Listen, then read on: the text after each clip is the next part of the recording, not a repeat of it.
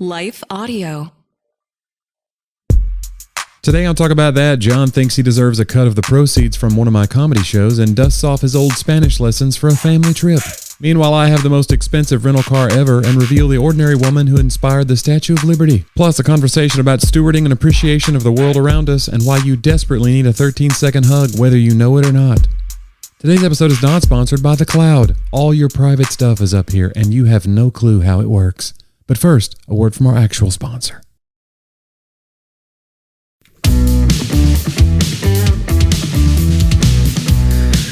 long-awaited return, Johnny, of Talk About That. Here we are. You miss one week and people freak out. You know what? We did get an email or two. I mean, well, you could have made it sound bigger than that. We got multiple. We got a number of emails. That's what I should have said, a number. I used to say that when I would do marriage events, because I would have to introduce these people. So I would be the host. You know, when you first start out, they're like, you can host and just do comedy between and then bring up the real people who are talented and gifted. And I'd be like, okay. So that's what I got used to saying was like, these next people, you know, wrote, and it'd be like, they've written 5 books on marriage. It'd be like the people you work with. Right. And so then they'd want me to do comedy later. And they go, can we get an intro for you? And I go, yeah, sure. My intro is, this next person coming to the stage has written a number of books on marriage and relationships, and that number is 0. Please welcome to the stage, Jonnie W. So that would be my opener because, yeah, it's like, I feel intimidated. It's a lot. You're very successful. Oh, Johnny, listen, you have no Just idea. if you go by the numbers is what I'm saying. If you go by like the dearth of work. Dearth, wow. There's a dearth in there. I don't think of that at all. There's a breadth. Again, one of my books is, I like to say, critically acclaimed and dismally sold. Like, you have millions of people watching videos. Why do you don't poo-poo your own career? I'm not poo-pooing it. I'm just saying it's true. And I'm okay. I'm at peace with it. But, fine. You know, it's one of those. Well, I'll say this. The event that I did, one of the events I did this past weekend was in Russellville, Kentucky. And the person met me at the door and said, I love the podcast. Wow. That's one of the reasons that they hired me. They were like, we love your comedy. I love your podcast. So this is a 50-50 split thing. And they thought Brent, who was with me, my buddy Brent, they thought Brent was you. Well, Brent's way better than me. They were like, it's the podcast gang. And then I go, no, this is my buddy Brent. And they go, oh. And I said, but I'm going to tell John that, you know, you were excited to possibly meet him. That's great. So, yeah, did you tell him that, again, it'd be way better if Brent was the other host.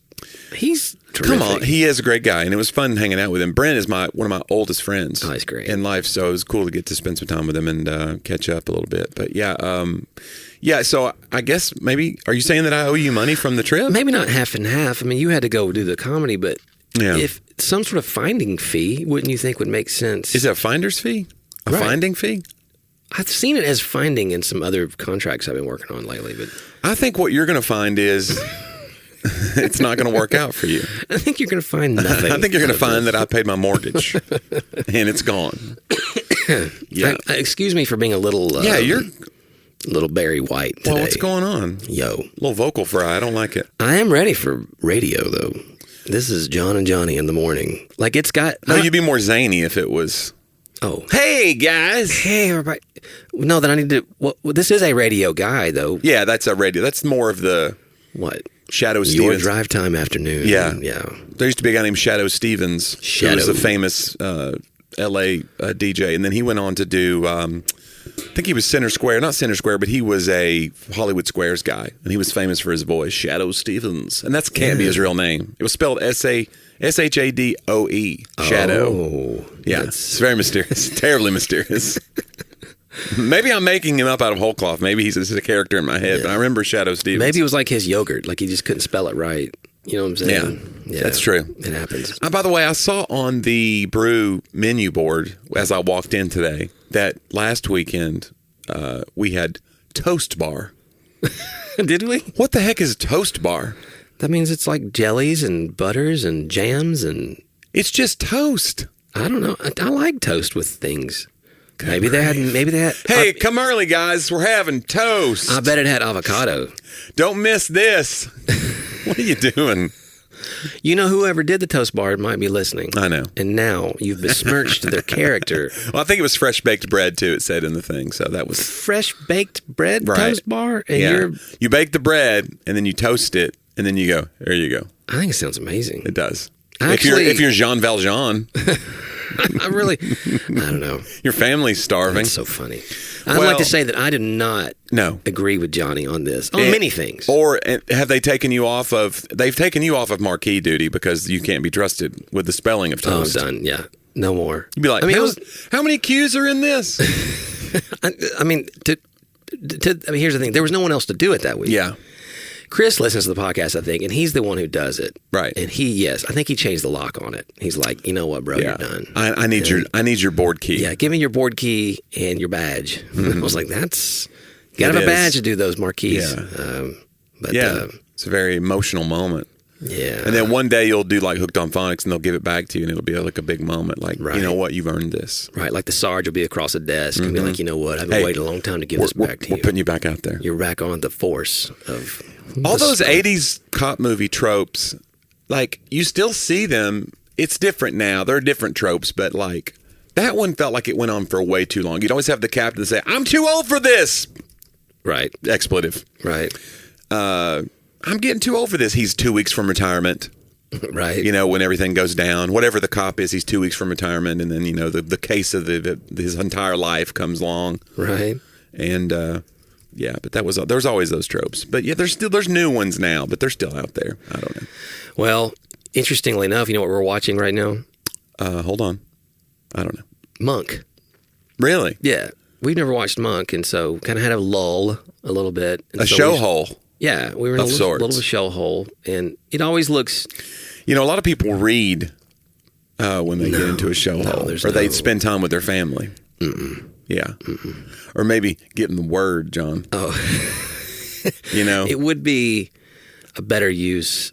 Yeah. Actually, my wife and I love her. Hey, you know what? I think you have a soul hole. Come on now, everybody. Is he right? You're trying to fill it with Monk. Mm. And it's not going to satisfy. Listen, Tony Shalhoub won't satisfy your soul. He won't. He no matter what people say. Yeah, that's a long running myth. Yes, that it's Tony all over Shalhoub. the internet. Yeah, yeah, yeah. But no, you're enjoying Monk. So is Sadie enjoying it? No, it's just you. This is just me and Laura. Okay. No. This is adult time, Johnny. It is. We watch serious shows. We watch after Sadie goes to bed. The foibles of a OCD detective. Yeah, well, we love Tony Shalhoub. We loved him. We've loved him in everything we've watched. You know, so kind of. You celebrate the guy's entire catalog. We sort of wanted to kind of see how he played that sort of original character. You know. Yes. I'm not sure. I mean, I'm making this sound deeper. Yeah. Probably than it was. Right. Like I said, it was a show hole and we needed help. He's kind of like. Modern day Sherlock Holmes with, you know, a little more irritability. Yeah. He's great. And they don't give him the hat and the pipe and stuff. No. The cloak. It's interesting because, have you watched it? Yeah. Okay. I mean, I've not watched every season or whatever, but yeah, I remember when it was in its heyday. I love the. You know, it's been off the air for 20 years. No, John. I know. I love though the writing of the characters because they have that captain, right, who's always upset, but he knows the Monk always gets it right. And I like the nurse character, that she's the one who makes it all work for him. He can't function in the real world. She's Penny from Inspector Gadget. Yeah. Yeah, that's true. Yeah. And I wonder what that's called in screenwriting because, you know, I've been studying some of the genres a little bit. Right. She's some kind of linchpin that makes him be able to interact. And she brings out his special gift in some way. Yeah. She makes him palatable for everybody else, too. Right. That's the other thing. She literally wipes his hands every time. It's like the two brothers on Frasier are just insufferable, and then you have the yin to their yang would be the grizzled father that's like he's the man's man, right? Who was a cop, and he can't believe he has these fancy boys for kids. Yeah. So they push, and then you have this physical therapist that lives in the house with them, and she rolls her eyes at all of them. So she's kind of that. Yeah. She kind of grounds the show in a lot of ways. Yeah. Well, you always got to have the character that sort of sees what the audience is seeing for its absurdity. Right. It's Jim on The Office. Generally, Jim. Who literally breaks the fourth wall, you know, most scenes. Yeah. He's just, He's looking at you going, can you believe this? Are you guys seeing this? Yeah. And we were seeing it. Because it was on camera. Because it was on television. I always thought on The Office, by the way, it was interesting that how they found a way to break their own rules without you really noticing. Mm-hmm. Because there's so many times, like, you really forget it's supposed to be a documentary crew. Yeah. And you're going, there's no way that anybody in their right mind would allow a documentary crew into this private conversation in the warehouse or this, like, or they're doing things they shouldn't be doing. They just look over the camera like, oops, you saw me. But or Michael drives his car into the lake. Right. He happens to have the documentary crew with him on a sales call or whatever. Yeah. I mean, but it really is brilliant in that respect because you make it where, I don't know, they could have done the show without that, I guess. They could have just filmed it. Yeah. I wonder why they did that. Let's go back and fix it. Hey, speaking of filming, John. Oh. Did you know that we filmed these episodes? Is that right? Yeah. And you can see those on youtube.com. If you haven't heard of it. No, search for Talk About That, and we've got our own channel. And those subscribers are growing daily. But we have a lot of people who listen, and that's fine. But, and they watch the clips. Yeah. But you can watch the entire episodes.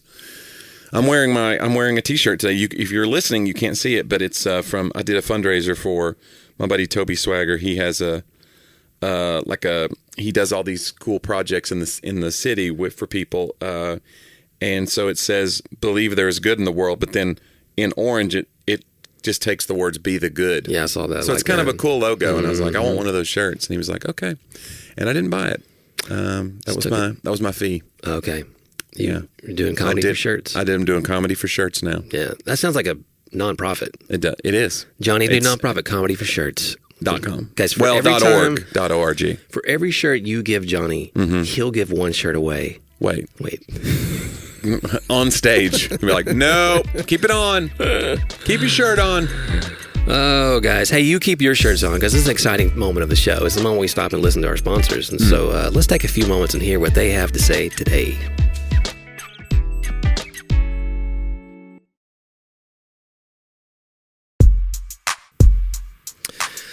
The grizzled voice, by the way, traveled this weekend.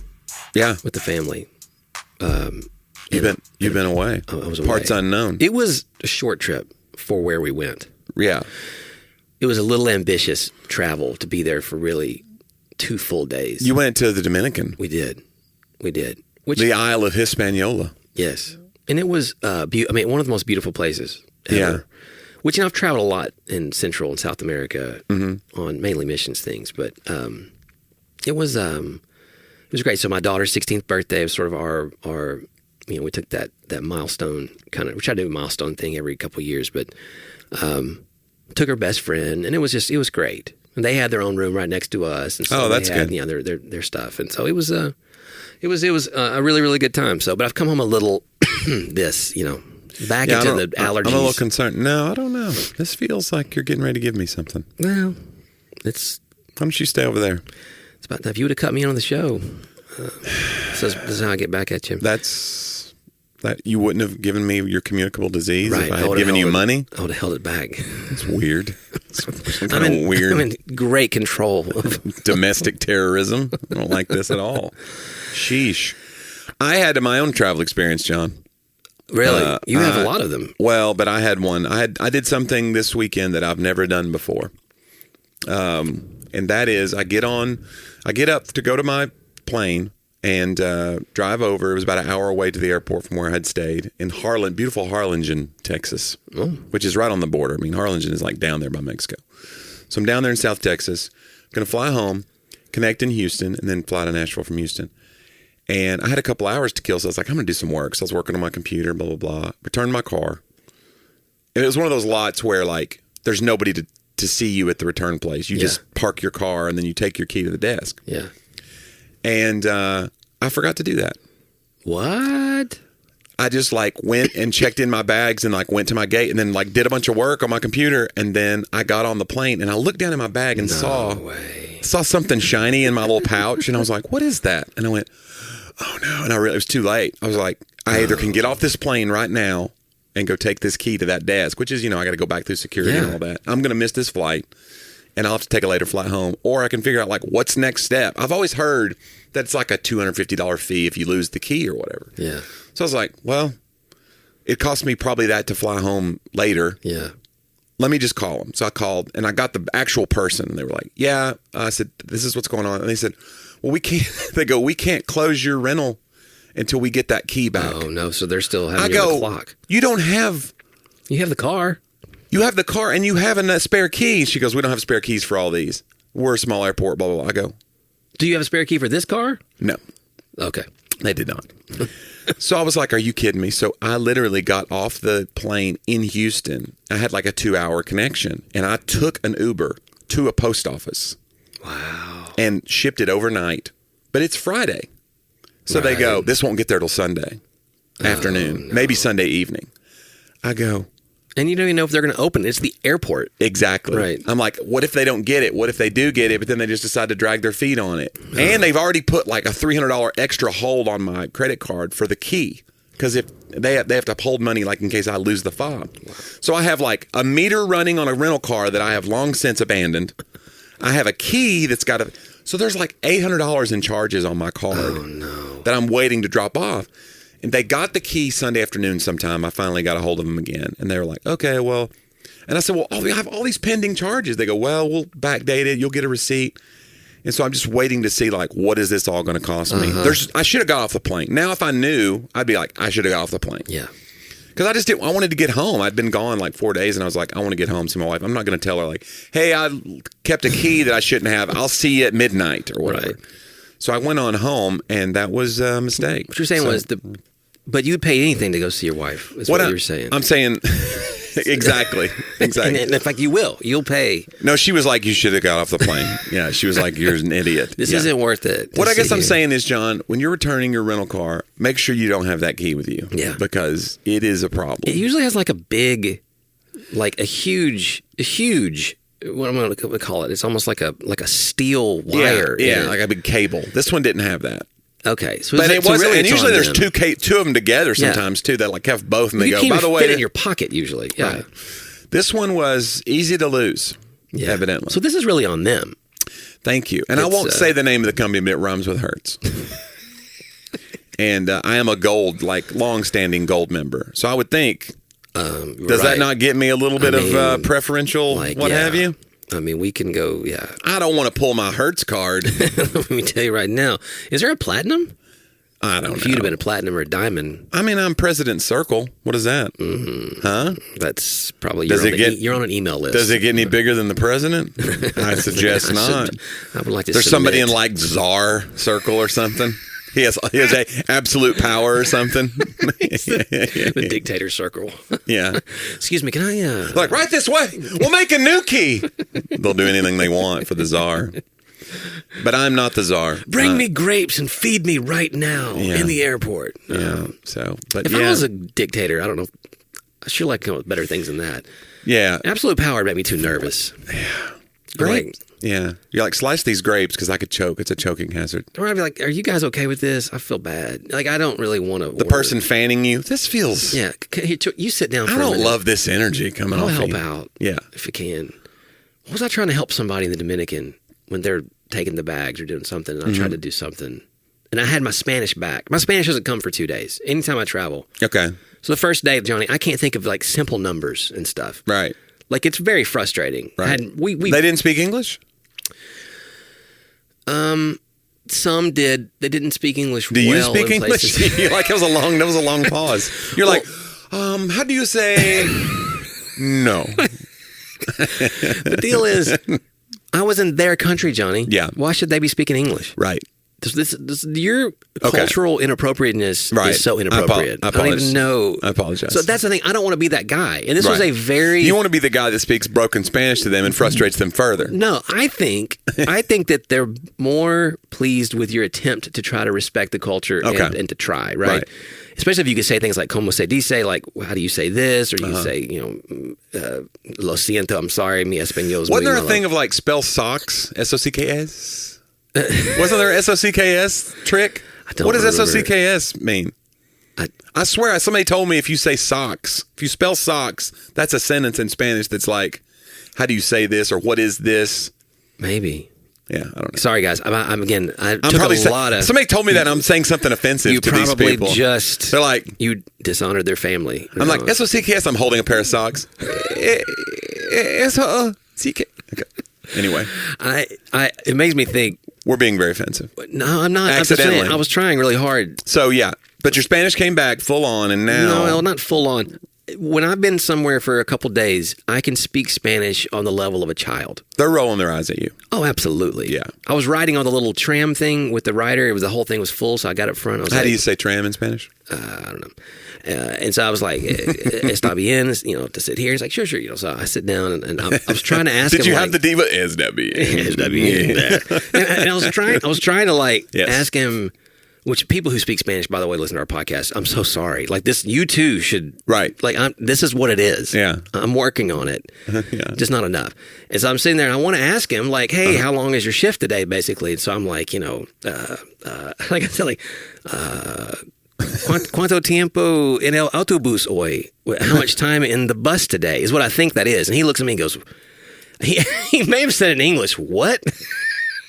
And I was like, sorry. And he finally got there and told me it was like 4 hours. And but I was really thinking, I want to engage. So anyway, hey, Johnny, it's about that time. Oh, is it?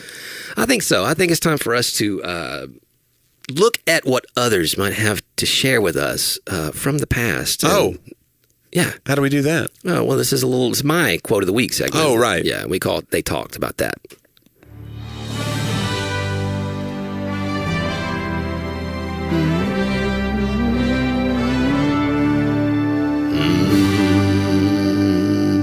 Oh, that was a good one. I knew I could hit the bass note today. Yeah. Ralph Waldo Emerson today. Oh, okay. If the stars should appear but one night every 1,000 years, how man would marvel and stare. If the stars should appear but one night every 1,000 years, how man would marvel and stare. I picked this because I'd actually used this in a sermon. I didn't use this. I used this idea just about how breathtaking and majestic the creation of the sky really is visually. Yeah. And I was telling you, oddly enough, like we go to Bolivia or we go to Cuba or whatever, or like when you and I were in Panama on that mountain building that school. And I mean, we were 8 hours from civilization, 8 hours. So 4 hours in a truck on a road, then 4 hours in the back of a truck on no roads. Right. Just like dirt roads. And we saw stars on that mountain. Like, there's no light pollution. No so light it's pollution so at all. Amazing. But I've noticed even when we get off, like in Bolivia or whatever, everyone's kind of looking around the beauty of everything. Mm-hmm. And sometimes I'll go on my back porch and just look up, and the sky is really just as beautiful here. Right. But there's a familiarity to it. Yeah. And like how many days we spend our life walking through not looking up at all. Mm-hmm. Like just looking down at our especially phones. now, phones. Looking down at our life, or even just metaphorically, we're just heads down, right? But sometimes I'm looking at a picture of the sky. So what do you do there? You follow that sky account, don't you, on Insta? Yeah, amazing photos. Yeah. No, but I know what you mean. We take it for granted. It's easy to take things for granted. You see it every day, and so there's miracles around us every day, and we take them for granted. But I think it's real. It makes a good meme. That's what the thing is. It could be summed up very simply and almost in a shallow way. Like, well, yeah, everything around us is great, and we should stop and smell the roses or whatever the things are. But I think it's killing us. Yeah, like I think it's killing us that we don't recognize the beauty. Right, the lack of appreciation is killing us. Yeah, it really is. Yeah, oddly enough, it's from social media or whatever. But I saw a thing the other day that couples, like if you hug your wife, like a long embrace, I think it's for like 12 seconds, 13 seconds every day, like the scientific benefits or the health benefits of it, like for both of you, just a long embrace, like there's a sense of, they were saying what the endorphins are or whatever that are released, but there's a sense of safety you both feel, it's like an immediately, and I feel that. I'll come home sometimes after a hard day and my wife will be in the kitchen doing something and just will have a long embrace. And she'll even say, she's like, I can feel the stress like waves come off your shoulders. Yeah. Like I feel the tingles and the whatever. And into her. The stress she's goes. like, now she takes it. She's like, I feel worse now. I'm going to go back to work. I got to go to my office. But, I just think that there's so much around us. It's like, we act as if the old days are better. That's sort of a thing, today. Yeah. But the same sky, the same oxygen, the same relationships, the same ocean, like it all it's the same thing that our ancestors had. It's just we're not accessing it the same way. So we think that returning to old times is Yeah, it's like, well, it's about appreciation. And like appreciation, I think we think means gratitude. Appreciation means seeing something's true value. That's what really appreciation means. Just like you would appreciate a diamond ring. Right. Like you would go, this is what this is worth. It's what it's worth. We're losing what this world is worth and what our relationships are worth. Mm-hmm. When we take it for granted, we're losing appreciation of them. We're depreciating. Yeah, we're depreciating them. Yeah. So it's so important to take advantage and appreciate each other and appreciate, the beauty of the world. That's good. That's good, John. Yeah, stare at the sky for 10 minutes and see. You know what I'm saying? Like, I mean, not in traffic. Into the sun or anything. Right. Be careful there. Not in traffic. Make sure your vehicle has come. I just appreciate. Yeah. That's not good. Be careful out there, guys. And they talked about that. Yeah, that's good. Oh, thanks. John, let's do my 2 segments as we wind down the show. Let's do Johnny's old jokes.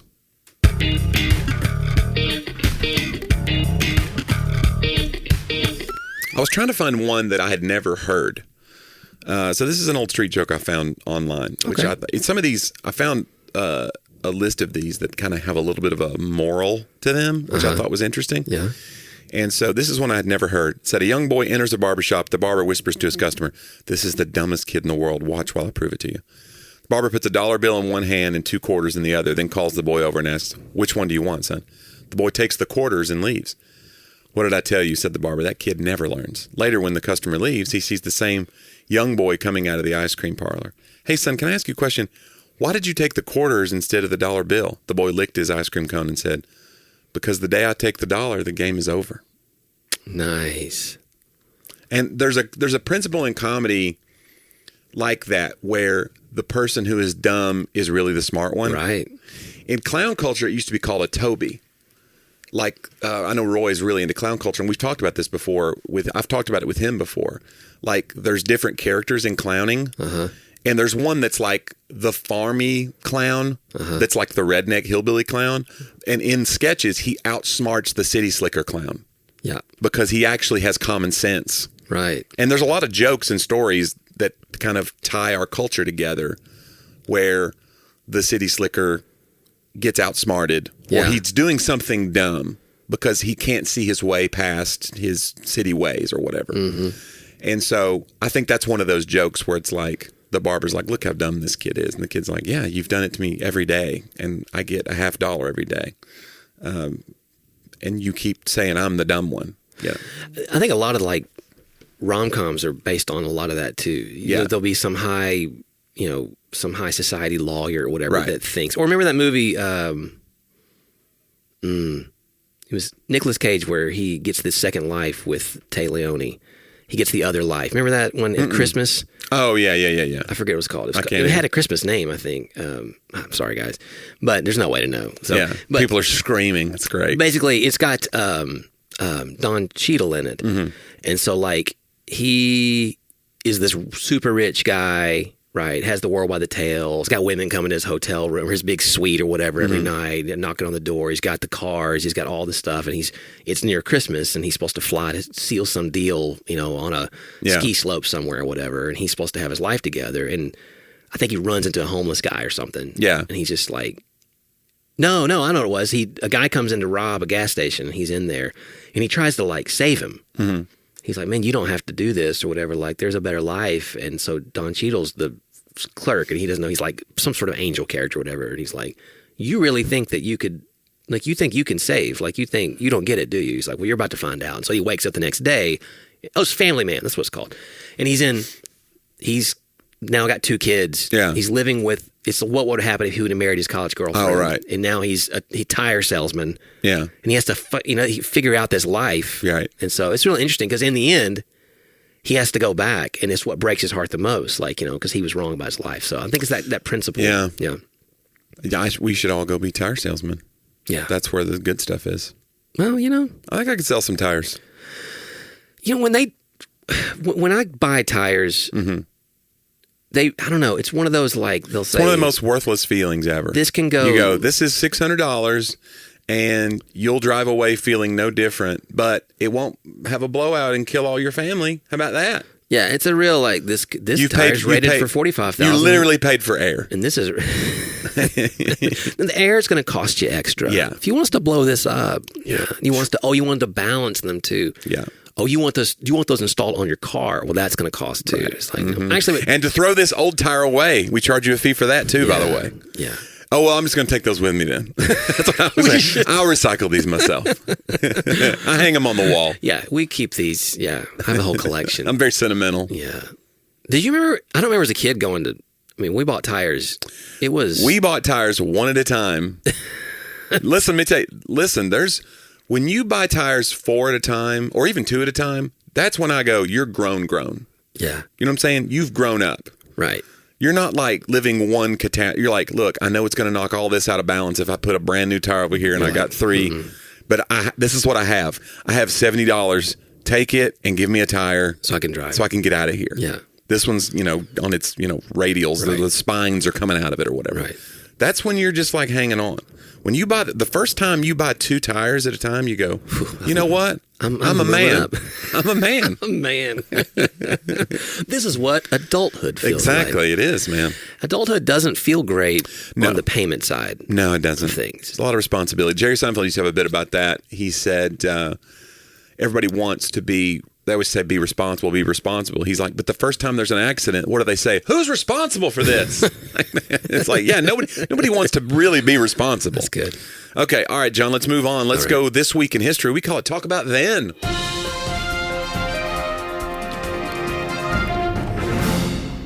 John, born this week, 1834, French sculptor, Frederick Auguste Bartholdi. He designed a little something called the Statue of Liberty, and it marked the Franco-American Alliance of 1778. Yeah. So he was born this week in 1834. How did that happen? Wait a minute. Hold on. It marked the Franco-American Alliance of 70. I guess the alliance had happened in 1778, but this statue was kind of a commemoration of it. Yeah. So I don't know when he built. I don't have a thing on this of when he built the Statue of Liberty, but you might know that because you're a U.S. history buff. I don't. But here's the reason it's in here. This little tidbit. Do you know who the model was for the Statue of Liberty? Who the muse, as it were? Do you have any idea? No. It was his mother. Really? Isn't that nice? She was Lady Liberty. Listen, you think you love your mom, and I love my mom. Yeah. My mom is still a hero to me. When I think about her, I always smile. I think good things. Yeah. My mom was not perfect, but there's a thing that happens when your parents pass away. My mom was a very good lady. But that's the ultimate. Like, everybody wants to get famous enough or rich enough to buy your mom a car, buy your mom a house. He goes, how about this? How about 100-foot tall statue? Right. That will be the symbol of freedom. Right. People will see it and weep. Yeah. Like when I saw the Statue of Liberty, when we took the what is it called? The ferry, the Staten Island ferry. Yeah, yeah. And it goes through. You pass by Ellis Island, and you see that plaque that says, "I'll set my lamp at the Golden Door." Yeah. I cried. Yeah. That was this guy's mom. Yeah. That's incredible. That's the best Mother's Day present ever. Yeah, you're never topping that. Yeah. If you're the younger brother of that guy, you're like, oh, jeez. What did you get? Got her a card. What'd you get exactly? I got you some flowers, Mom. Good grief. He was definitely the favorite. Yeah. Which, by the way, I just got to say, French, I don't speak French at all. Right. It's a very vowel-laden language for me. It's all there. It's very open. I don't like not a lot of consonants. S-O-C-K-S. But the way we say, we then take S-O-C-K-S wouldn't work there. The way we take France, right, and make it Franco-American, we've made the most non-French sounding word to me. Yeah, Franco-American. Like it's very. Yeah, it doesn't sound like French at all. Franco-American. Wouldn't it be Franco? No, Franco-American. I don't know. I don't know. John, born this. We have some birthdays this week that I thought were interesting. That's why I'm starting with those. Born this week, 1867, Sebastian Sparing Kresge. It looks like Kresge. Okay. And that K is important because he was an American businessman. He founded Kmart in 1962. I didn't realize Kmart was that new. When was he born? He was born in 1867. And he founded Kmart in 1962. That's what it says. Come on, man. This guy was 1867 to... So he didn't live long enough to see it become... He founded it in his 90s? Look, That's what it says. Founder of Kmart in 1962. I don't know. He died in 1966. So yeah, he died 4 years later. So he was 99 maybe years old. Maybe he's just an angel investor or something, but it's got his name. It's got the K right there. And aren't you glad he didn't call it Kresge Mart? Yeah. That's when you got to know. You got to know, like, my name is not the kind of name. Well, that's what you did with yours. Exactly. But like like there was a company in Knoxville called Creech Insurance. Uh-huh. It literally sounds like a car accident. And they're insuring your Creech. car. Yeah, it's not. Yeah. Don't do that. Yeah.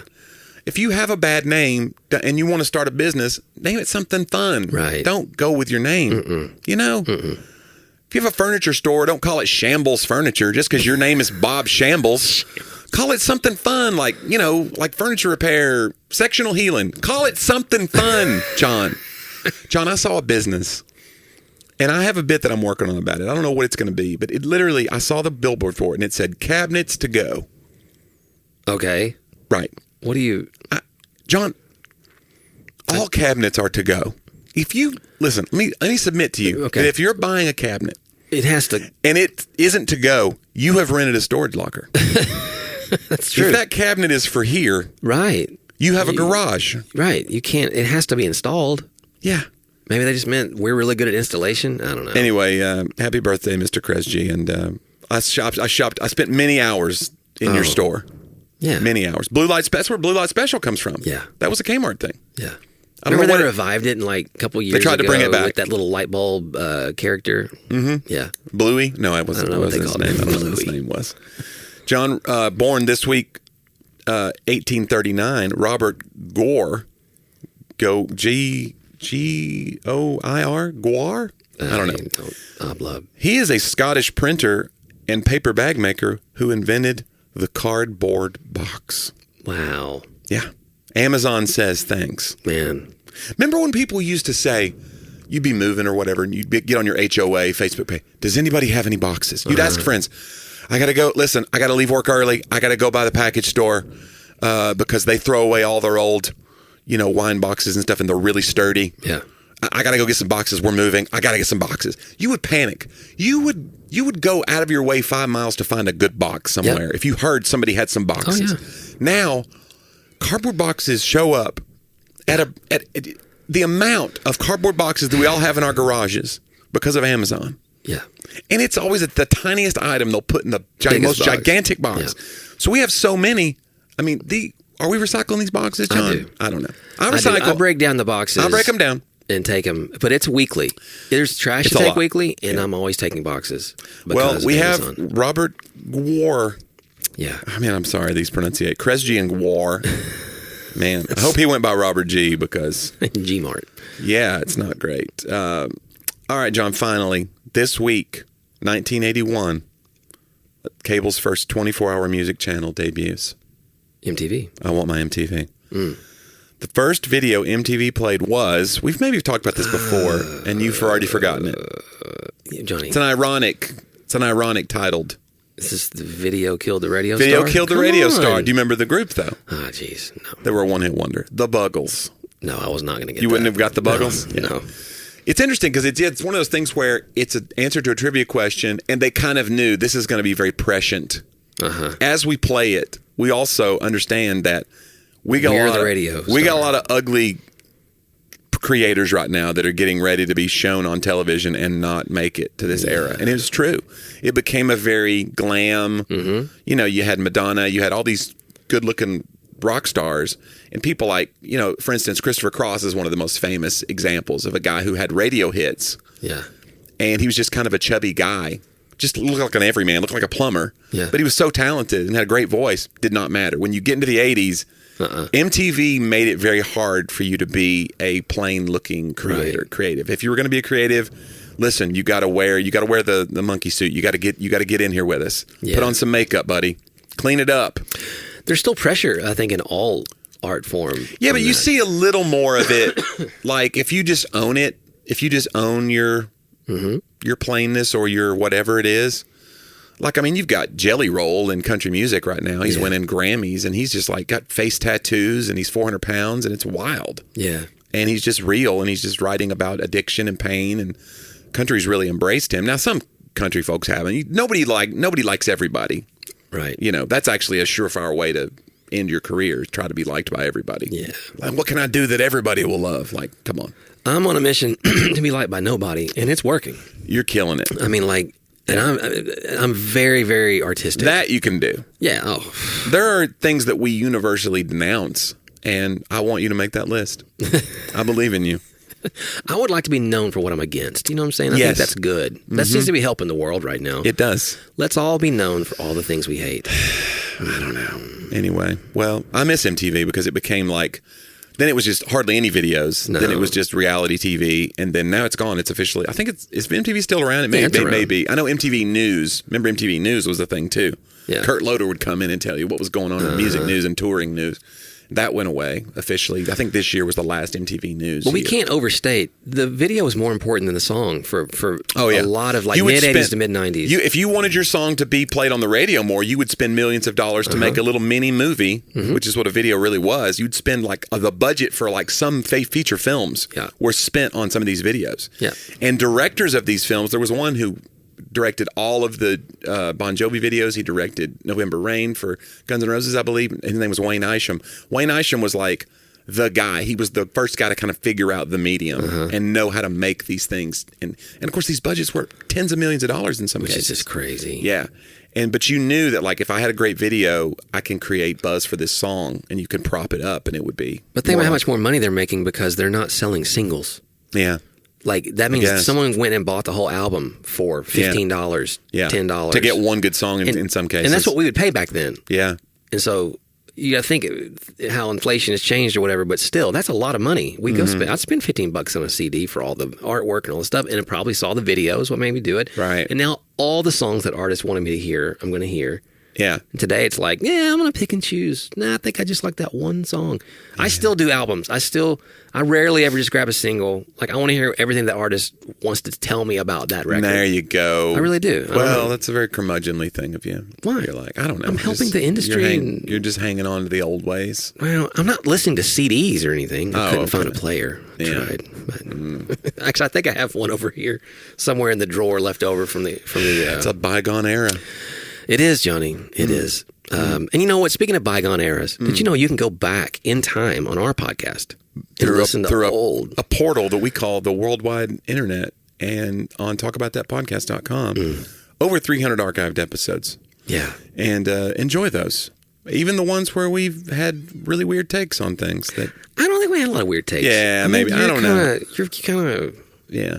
I think you're very generous with your past self, and I won't be that. I think I'm less generous with my past self. When I tell your story later on, I'll be like, John was a little bit of a kook, but we loved him. Listen, I have a theory. I think at the next funeral, maybe if it's appropriate, that I do. Yeah. I'm going to say, guys, you know that if this person is with Jesus, they can just ask him if they can watch this funeral. Yeah. From heaven. Mm-hmm. So let's pretend he's watching. Maybe Jesus said no. Right. But maybe Jesus said yes. So what would what would we want to say? Pretend that the guy's actually listening, kind of thing. Right. So I don't know. Why is that so crazy, Johnny? I don't know. Do you want to listen? If you're speaking at my funeral, sure. I want to hear what you'd say. You would be like which of the crazy stories? This will be good. Your arms fold. This better be good. Watch this, Jesus. Look at this guy. This better be good. Jesus, like, I know. Actually, that's probably not what he would say. I'll be nice. Jesus loves you a lot. First of all, just the idea that I'll outlive you makes me happy. That makes you happy? Oh yeah, just the idea that I'm gonna, because I don't think of myself as a very hardy person. Oh, you're doing great. Do you think so? Yeah, just double up on the Lipitor. That's what I do. Eat a big meal, take an extra Lipitor. I'm supposed to be taking Lipitor?